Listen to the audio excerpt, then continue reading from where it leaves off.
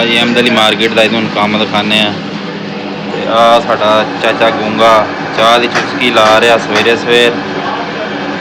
उस्ताद तैयब ला रहा सराख।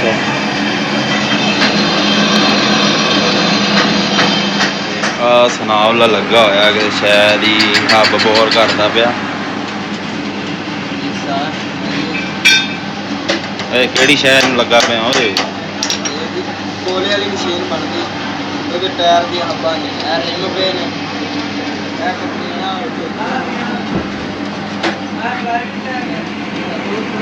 एक आ फ्राई भी लै गए फेस करवाने वास्ते। ये जी अहमद अली मार्केट की वर्कशॉप हैगी आ उस्ताद कपूर दी।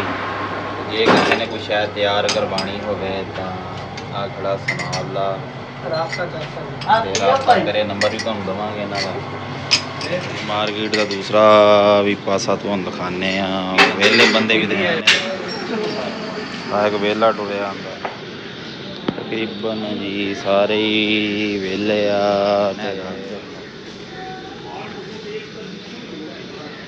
क्लच प्लेटां वाली वर्कशॉप भी तुहानू दिखाने।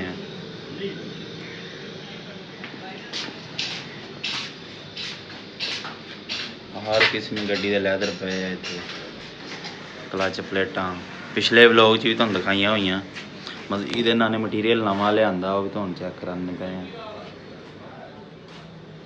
बाई व्हीलर गड्डी दी कर दियां है इन्हां दियां क्लच प्लेटां इन्हां कोल हर गड्डी दी काबली समान आ लैदर पट्टे पे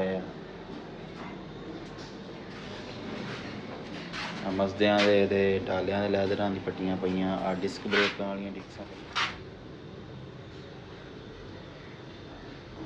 रूसी दियां भी पईयां होईयां ब्रेक प्लेटां। छोटा जिहा व्लॉग तुहानू पसंद आवे लाइक कमेंट जरूर कर दिओ ते मेरे चैनल नूं भी सबसक्राइब कर दिओ।